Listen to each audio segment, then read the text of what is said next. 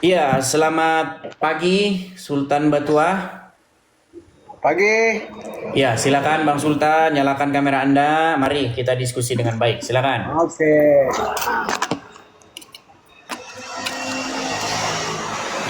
Udah nyala? Oke. Ya, Bang Oke, Bang. Sultan, saya ucapkan selamat pagi. Apakah Anda seorang Muslim, Bang? Alhamdulillah kita Muslim. Muslim. Oke, silakan Bang. Apa sehubungan dengan tema kita hari ini nih, Bang? Quran bersaksi bahwa Muhammad, Takut kepada manusia. mana ada cerita Muhammad kata tuh. Wah, kan? Jadi gini, Bang. Nah, Seperti ku bilang tadi Bang ya, ya. pertama orang Islam nonton channel saya pasti marah Bang. Ya. Ngarang-ngarang kau ini katanya. Tapi kedua kali dia udah mulai periksa, bener nggak? Nah ketiga kali dia sudah mulai mengiyakan. Keempat kali dia meninggalkan agama Islam. Kita lagi orang bodoh aja yang berkhianat. Oke. Abang ada Al-Quran di situ? Enggak. Nggak ada, pantes lah abang nggak tahu. Abang bisa bilang aku nggak tahu. Lo buktinya Quran bersaksi Muhammad takut kepada manusia bang tak tahu. Jadi kemana-mana kita harus bawa Al-Quran? Oke, ada nggak perangkat lain di situ? Nggak ada. Hanya satu. Berarti harus saya yang menunjukkan. Nanti kalau saya menunjukkan abang bilang palsu. Karena kalau saya nunjukkan nanti abang bilang palsu. Gimana? Mau saya bacakan di sini? Yang abang tunjukkan itu apa? Al-Quran. Mana pula ada Al-Quran yang palsu? Nah, oke baik. Nanti abang yang baca ya.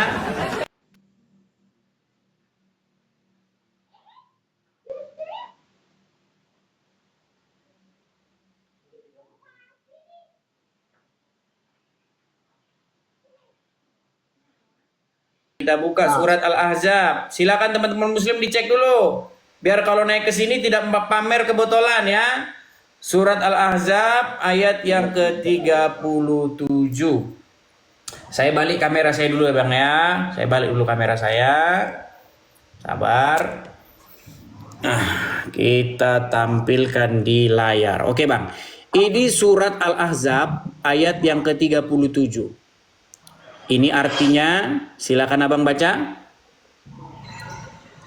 Mau saya atau abang yang baca? baca aja bang.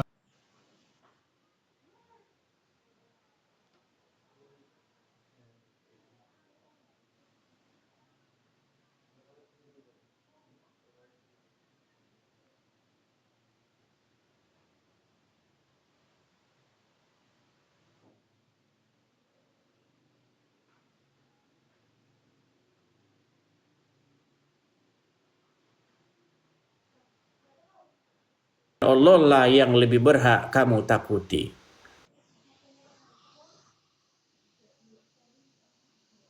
Kepada manusia, siapa yang takut kepada manusia di sini, Bang? Nggak ada Muhammad dibilangnya. Nah, berarti ayat ini buat siapa? Nah, inilah saya bilang teman-teman ya. Makanya banyak orang Islam tidak tahu Al-Qur'annya sendiri. Itulah sebabnya sampai hari ini masih Islam. Nih. Lihat, perhatikan Bang ya. Oh, iya. Maka tatkala Zaid. Nih, maka tatkala Zaid telah mengakhiri keperluan terhadap istrinya, menceraikannya, kami kawinkan kamu dengan dia supaya tidak ada keberatan bagi orang mukmin untuk mengawini istri-istri anak angkat mereka apabila anak-anak angkat itu telah menyelesaikan keperluan terhadap istrinya. Lihat nih. Ini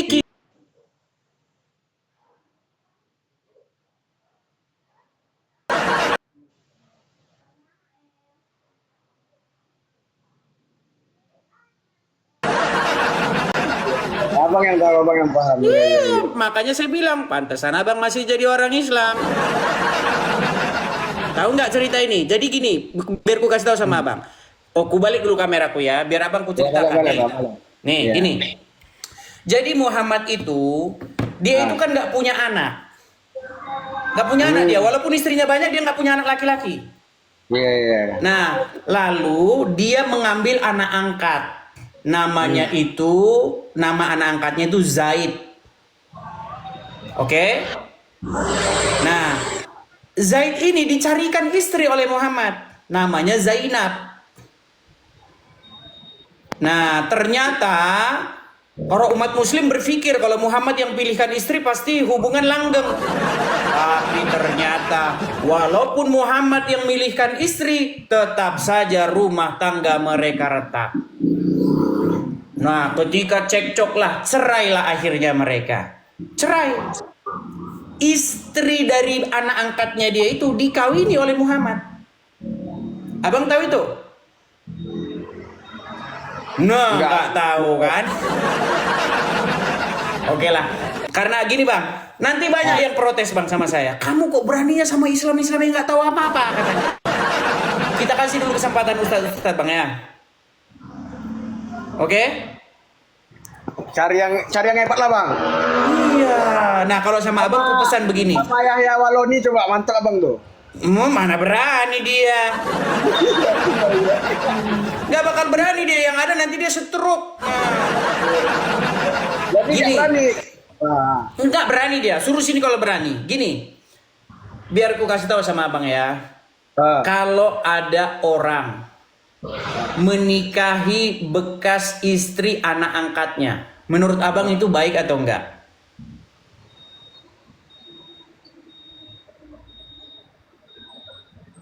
Terdiam dia.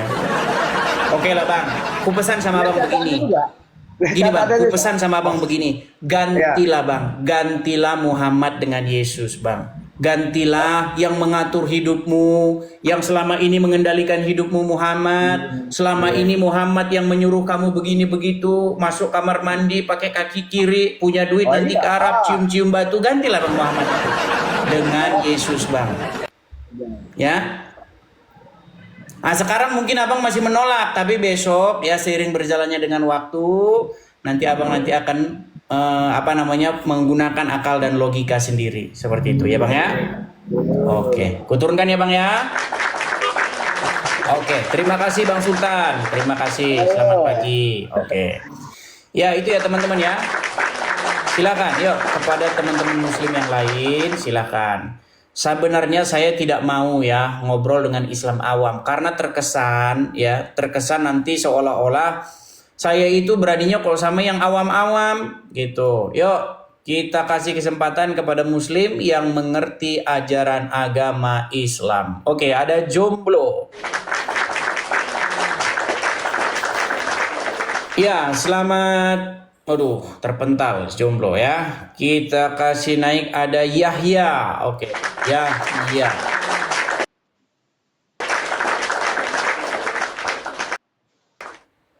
Ya, selamat pagi Yahya. Selamat pagi, Bang. Ya, silakan Bang Yahya, nyalakan kamera Anda.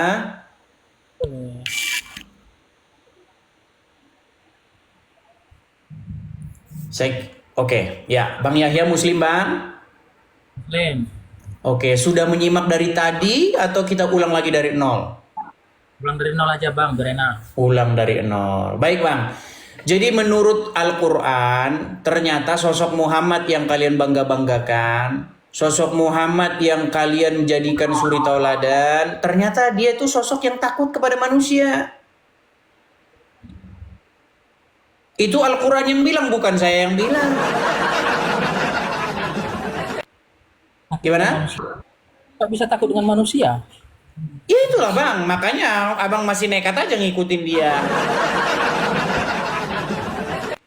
Buktinya ada, Bang. Gimana? Buktinya ada dia takut sama manusia. Oke, abang ada Al-Quran? Nggak ada. Nggak ada.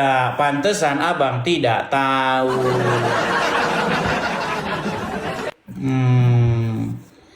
Ya gimana abang mau tahu? Punya Al-Quran cuma jadi pajangan. Dibaca pun Arabnya doang. Artinya nggak pernah dibaca.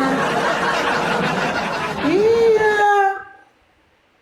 Kalau punya Al-Quran, dibaca. Ada lagunya itu bang. Ada lagunya aku tuh kan. Tombo ati ono limo perkarane Sing pertama moco Quran lan maknane. Oh, ada maknanya, baca Quran dan artinya. Nah, ini umat Islam baca Quran gak tahu artinya. Makanya kagak pernah tahu isi Al-Quran. Itu bang. Karena begini bang, saya itu punya banyak teman orang-orang Islam. Sebagian besar di antara mereka membaca Al-Quran tujuannya bukan mau tahu apa sih isinya, apa sih pesannya supaya saya tahu. Bukan itu. Tujuannya supaya dapat pahala. Iya. Jadi Quran itu dibaca-baca dapat pahala walaupun nggak tahu artinya. Begitu. Jadi saya sarankan supaya umat muslim kalau baca Al-Quran, bacalah maknanya. Nah, nanti kalian akan dapati bahwa menurut Al-Quran Muhammad takut kepada manusia. Seperti itu. Padahal di dalam Al-Quran, siapa yang wajib ditakuti menurut Al-Quran? Coba. Tuhan. Nggak tahu aku. Nah, nggak tahu lagi. Oke lah bang, kita undang muslim yang lainnya bang ya. Saya cuma pesan begini bang. Saya ini berpesan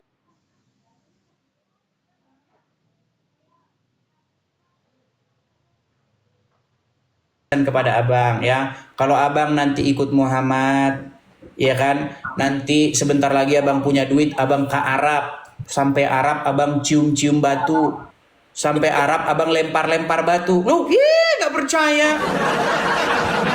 Loh, coba kalau Anda pergi ke Arab, nanti Anda disuruh sama orang-orang Arab, ambil tuh batu, lempar tuh makam anu.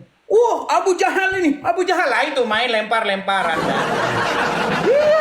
Lempar jumroh, katanya itu rumah setan, lempar-lempar. Rumah setan kau dilempar-lemparin.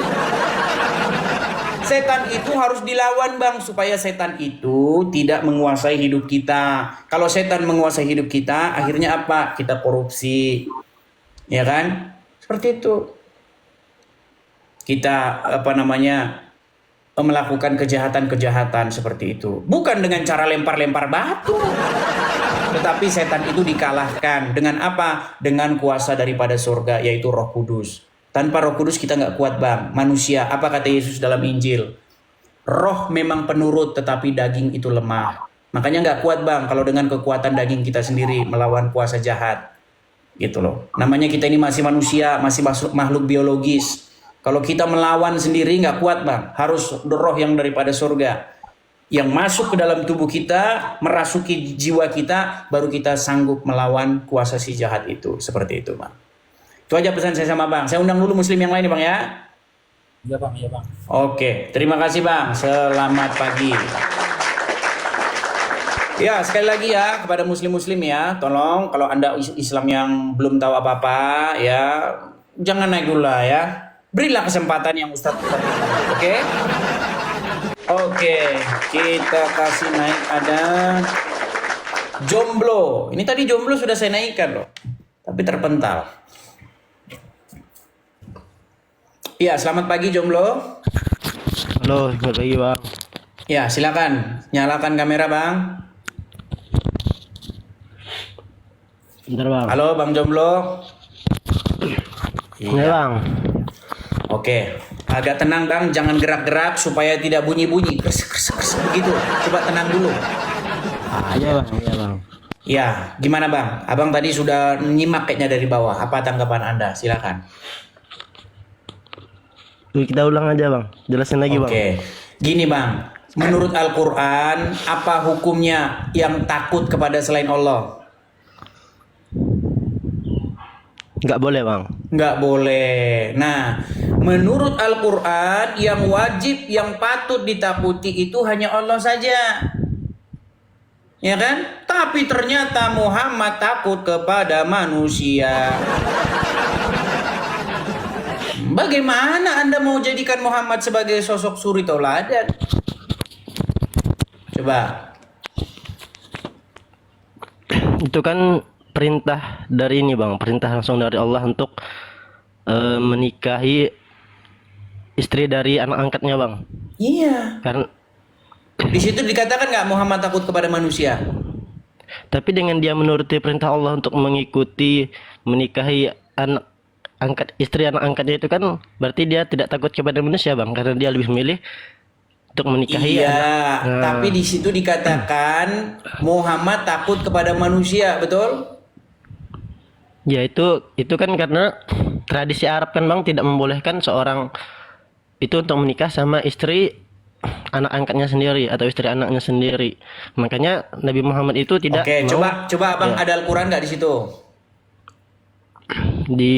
cuma satu device aja ini bang. Satu device, jadi nggak bisa. Kalau abang buka nanti abang keluar dari aplikasi. Gini, Iya.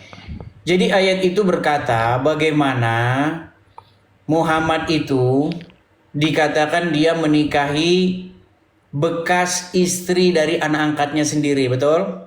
Betul. Iya. Lalu dia di situ mengatakan sesuatu yang beda nggak dengan isi hatinya? Bukan menyatakan sesuatu yang beda bang, tapi dia menahan apa yang ada di isi hatinya. Iya, di situ dikatakan apa yang keluar dari mulutnya beda dengan apa yang ada dalam isi hatinya, betul? Di situ dia menyampaikan bahwa pertahankanlah rumah tangga kalian dan bertakwalah kepada Allah katanya Muhammad. Padahal engkau menyembunyikan sesuatu, betul? Iya, menyembunyikan sesuatu. Nah, berarti yang keluar dari mulut dia dengan apa yang dalam hati dia beda nggak? Berdasarkan ada tafsir yang saya baca juga kan bang, bahwa yang dimaksud yang disembunyikan dalam hatinya itu bahwa Nabi Muhammad itu tahu bahwa si istri Zainab anak angkatnya ini akan jadi menjadi istri dia, betul? salah satu istri dari Nabi Muhammad. Nah, tetapi itu disembunyikan kan? Iya, karena itu tadi bang, karena dia nggak mau, dia kan berdasarkan tradisi Arab kan sebelum asbabun nuzul ayat ini. Iya, ya, Bang, artinya sebelum, dia takut kepada manusia, betul? bukan takut lebih ke Nah, ini. gimana sih? Coba dibaca ayatnya. Mau saya bantu baca ayatnya? Iya, takut di sini tuh bang bukan berarti takut kayak kita takut kepada hewan atau Ayat, apa gitu bang. ayat Quran yang mengatakan nih ya, saya bacakan ya nih. Perhatikan nih. Tahanlah terus istrimu dan bertakwalah kepada Allah. Siapa yang bilang tahanlah terus istrimu ini? Allah. Waduh, gimana? Yang bilang ini Muhammad. Muhammad Oh, iya, berkata iya. kepada Zaid, tahanlah Iya, terus karena istrimu. iya pas anaknya cerita ya. Iya, padahal sedang kamu menyembunyikan di dalam hatimu apa yang Allah akan menyatakannya. Iya. Dan kamu takut kepada manusia, sedang Allah lah yang lebih berhak kamu takuti. Ini ada statement ini, kamu takut kepada manusia. Betul? Iya bang. Nah, berarti di sini disebutkan nggak bahwa Muhammad takut kepada manusia? Ya, tapi kan kita memahaminya itu bang bukan takut gimana kita takutnya sama kayak misalnya nih bang, kita takut sama hewan buas Ya, atau tapi di apa, sini kan bukan disebutkan begitu nggak bang. bahwa dia takut kepada manusia? Iya, itulah gunanya Iya, takut penafsiran kepada bang. manusia. Nah, padahal Al-Quran mengatakan apa? Siapa yang seharusnya ditakuti? Iya, Allah. Iya. Dan orang-orang yang lebih takut kepada manusia ketimbang kepada Allah disebutkan orang-orang apa? Seperti itu. Nah, Iya. makanya bang, bagaimana mungkin Anda mengikuti orang yang dia takut kepada manusia? Iya bang, iya sih. Masalahnya tuh bang, penafsiran kalau kita memahami Al-Quran berdasarkan tafsiran kita sendiri itu akan beda bang. Itulah gunanya Ini makanya ada bukan penafsiran tafsiran dari kita para bang, ini ulama. ayat itu sendiri yang mengatakan. Iya. Bahkan Muhammad itu di dalam Al-Quran digambarkan sebagai, mohon maaf nih bang, abang tahu nggak Muhammad itu digambarkan sebagai sosok yang mata duitan? Enggak. Duh, nggak tahu kan? Sayangnya abang nggak pegang Al-Quran di situ. Kita Coba ayat mau ngomong berapa, panjang Bang? lebar pun nanti ya gimana? Coba ayat Abang berapa, tahu Bang? cerita, Jelasin, Bang. abang tahu cerita seseorang yang apa namanya yang buta ingin datang kepada Muhammad, tahu? Di dalam surat Abasa. Iya. Muhammad berwajah Pernah masam, dengar, tahu? Bang. Iya. Kenapa Muhammad berwajah masam? Karena miskin. Iya, karena ada orang miskin datang kepada dia. Tapi kalau pembesar-pembesar Quraisy datang, Muhammad siap, kata Muhammad itu. Iya. Al-Quran menggambarkan itu di dalam surat Abasa, betul nggak? Mau saya bacakan ayatnya? Coba bang. Oh, mau saya bacakan. Enggak cukup satu dia. Oke, kita buka surat Abasa ya. Iya. Coba ya, kita melihat. Anda tidak tahu. Banyak orang Islam itu tidak tahu tentang Muhammad yang sebenarnya, Bang. Saya bacakan ya. Dan dia dalam kurung Muhammad bermuka masam. Oh, saya balik aja kamera saya. Sorry. Nanti kalau saya ngomong begini disangkain saya fitnah. Oke, baik ya Bang ya. Nih. Ini Bang, ini surat Abasa ayat yang pertama. Nih. Dia Muhammad bermuka masam dan berpaling. Ayat 2. Ya. Karena telah datang seorang buta kepadanya. Tahukah kamu barangkali ia, maksudnya si orang buta itu, ingin membersihkan dirinya dari dosa. Ayat keempat. Atau dia ingin mendapatkan pengajaran, lalu pengajaran itu memberi manfaat kepadanya. Terus, adapun orang-orang yang merasa dirinya serba cukup, maka kamu melayaninya. Dor. Betul nggak Bang? Iya bang, ya. Kalau ada orang yang merasa cukup, pembesar-pembesar Quraisy, orang-orang kaya, betul, langsung sigap Muhammad menerimanya, betul. Tapi kalau ada orang buta, orang miskin datang kepada Muhammad, muka Muhammad disebutkan katanya sepet. Yang kayak begitu, abang mau jadikan suri tauladan? Coba. Tapi itulah bang, kan Allah tuh menegurnya lewat itu tadi, biar dia tuh nggak fokus kepada pemimpin-pemimpin para pemimpin Quraisy. Sedangkan di dalam Al-Quran, siapa bang yang disebutkan di dalam Al-Quran sebagai sosok yang suci, tidak berdosa? Siapa? Sosok yang suci tidak berdosa, Muhammad. Siapa disebutkan dalam Al-Quran? Yang suci siapa dalam Al-Quran? Nabi Muhammad. Bang, yang suci itu di dalam Al-Quran adalah Isa. Tertulis di dalam Quran surat Maryam ayat yang ke-19. Ketika malaikat datang kepada Maryam, malaikat itu berkata, "Innama ana rasulul li ahaba laki gulaman zakiyya." Tahu? Ya. Iya, sesungguhnya saya ini utusan dari Rabbmu, dari Tuhanmu, untuk memberi kamu anak laki-laki yang suci, namanya Isa. Itu. Dan kami juga mengimani itu bang, mengimani bahwa. Mengimani dari mana? Kalau ya, bang, kan? Oke, kitab apa yang diberikan kepada Isa? Injil. Isa membawa ajaran apa? Injil, betul? Ya. Nah, di dalam Al-Quran disuruh nggak, diperintahkan nggak untuk mengimani Injil? Kita diperintahkan untuk mengimani kitab-kitab sebelum Al-Quran bang. Ada Taurat, Injil, betul? Injil, Zabur. Iya. Iya. Tapi yang dilakukan umat Muslim sekarang apa bang? Umat Muslim sekarang malah membaca kitab-kitab yang datang sesudah Al-Quran. Kitab karangan Kiai Haji ini, kitab mazhab ini, kitab keiman ini. Akhirnya apa? Akhirnya gontok-gontokan. Tapi kan bang, kalau dari yang saya tahu kan bang, kenapa kita sekarang tuh meyakini bahwa Injil yang sekarang itu berbeda dengan Injil yang pas Nabi Isa gitu bang, kayak banyak perubahan. Itu adalah fitnah yang nyata. Kenapa saya katakan fitnah yang nyata? Begini bang, begini. Pertama-tama Muhammad itu kan lahir atau ada abad ke-7, betul? Ya. Nah, dari abad ke-7 sampai abad sekarang, kapan Injilnya berubah? Coba berikan Injil sebelum abad ke-7, sebelum zaman Muhammad, atau dari zaman Muhammad ke sekarang berubah? Tidak ada. Di dalam Al-Quran diperintahkan supaya kalian beriman kepada kitab-kitab sebelumnya, kepada Injil. Sekarang malah alergi sama Injil. Di dalam Injil apa dikatakan Bang?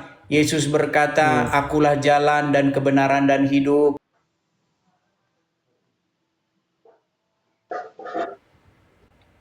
Berbahagialah orang yang tidak kecewa dan menolak aku, kata Yesus. Iya bang. Iya, kenapa kalian kok anti terhadap Injil?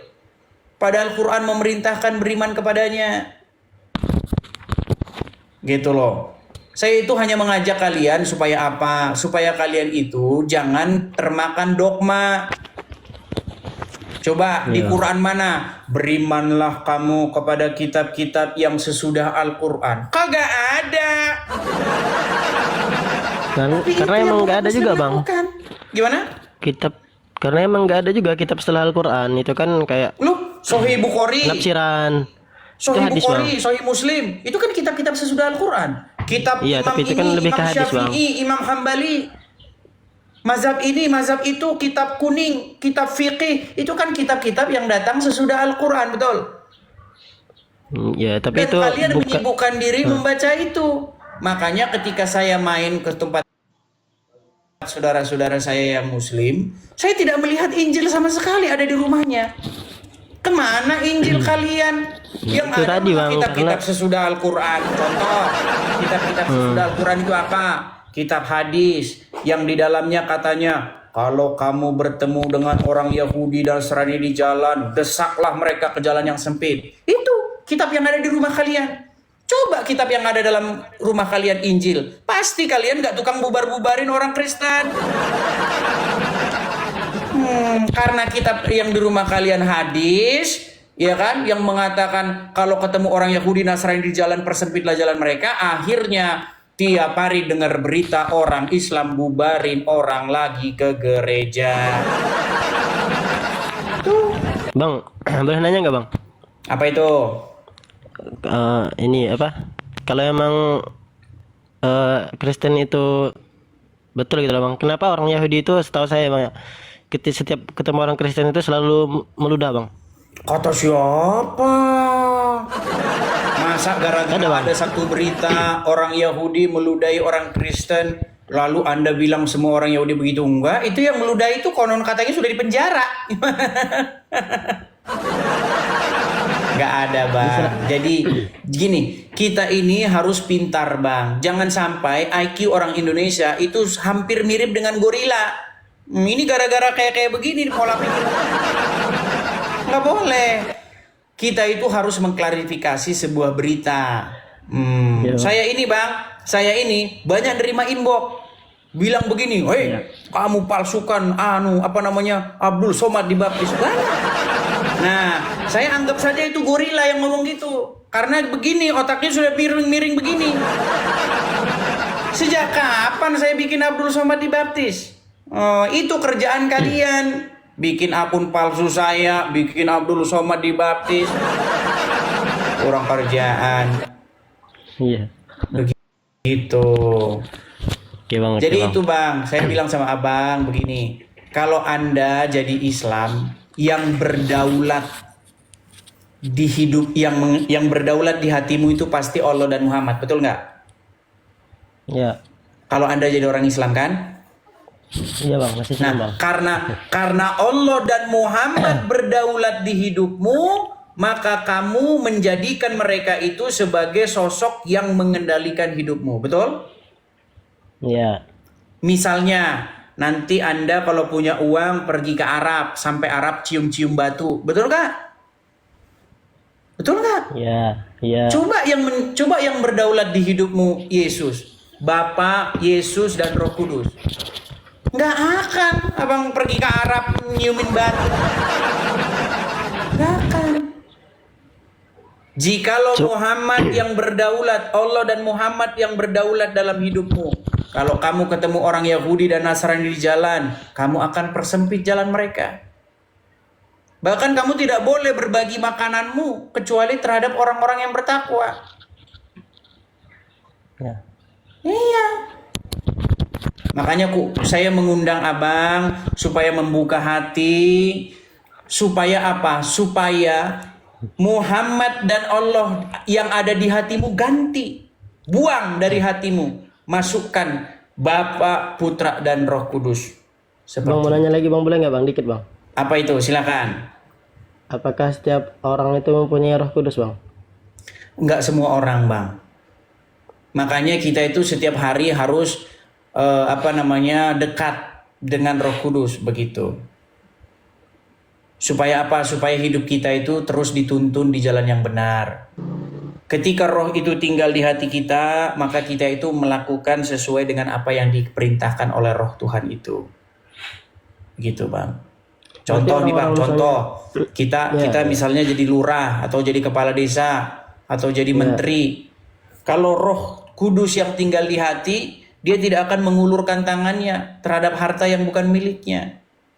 Tetapi kalau yang tinggal di hatinya itu roh jahat, pasti dia akan mengambil yang bukan miliknya, seperti itu.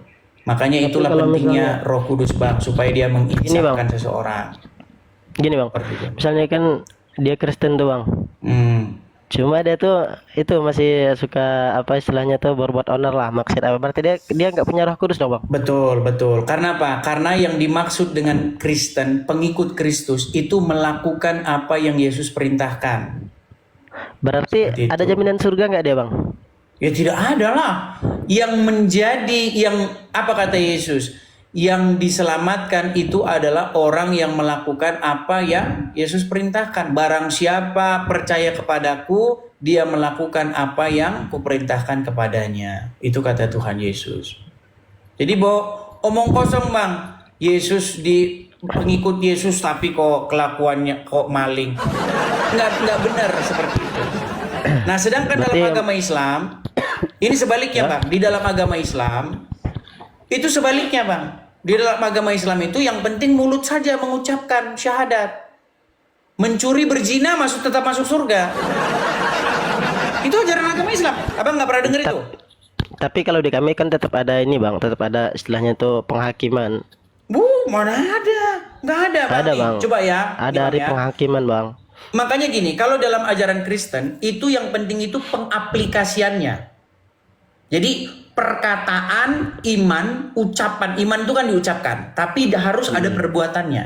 Nah, kalau dalam agama Islam itu omongan doang. Karena berzina, mencuri tetap masuk surga. Nih ya bang ya. Ini biar orang-orang Muslim tahu nih. Nih, lihat nih. Man qala la ilaha illallah Muhammadur Rasulullah dakhala al-jannah. Siapa yang mengucapkan la ilaha illallah Muhammadur Rasulullah dakhala al-jannah. Semua umat Muhammad sallallahu alaihi wasallam masuk surga. Nabi yang mengatakan. Datang sahabat bertanya, wa in zana wa in saraf, bagaimana kalau dia berzina? Bagaimana kalau dia mencuri? Kata Nabi, wa in zana wa in saraf, dia berzina, dia mencuri, tetap masuk surga. Nah, tetap masuk surga kan? Dia tuh tetap masuk surga, tapi itu ada istilahnya tuh penghakiman dulu bang, kayak istilahnya dibersihkan dari dosa gitu. Nggak ada, hadisnya nggak bilang begitu. Hadisnya bilang barang siapa yang mengucapkan, itu bahkan umat Muslim percaya itu pintu surga, kunci surga. Iya, tiketnya itu bang, tiketnya itu kunci dua kali surga. syahadat. Masa kunci surga kok ke neraka dulu? Ngapain udah pegang kunci surga kok mampir ke neraka? Itu namanya kunci neraka kalau masuk neraka dulu. Iya, tapi itu ini bang, penghakiman. Ada penghakiman atas apa yang diperbuat di dunia gitu kan, sudah bersih bang. Kalau udah dapet kunci surga, artinya masuk surga, betul nggak? Ya, bang, ya. Iya. Makanya kan saya bilang gini, bang, itulah bedanya Islam dan Kristen bang. Seperti itu. Intinya pendek singkat ceritanya gini, saya undang Anda ya supaya Anda mencari kebenaran. Karena Anda sampai sekarang masih tiap hari loh. Ihdinas siratal mustaqim. Betul nggak? Setiap hari masih minta tunjukkan jalan yang lurus kan? Betul nggak? Iya. Karena sampai sekarang belum tahu jalan yang lurus mana. Iya kan? Ihdinas siratal mustaqim apa artinya? Jalan yang benar dan lurus gitu. Iya, tunjukilah kami jalan yang lurus. Besok bilang lagi, tunjuki kami jalan yang lurus. Begitu. Oke? Aman bang. Oke, kita kasih kesempatan Muslim yang lain bang ya. Ya, makasih Maya. Oke, terima kasih. Kita berikan kesempatan kepada muslim yang lain ya teman-teman ya. Yuk silakan. Kita kasih naik ada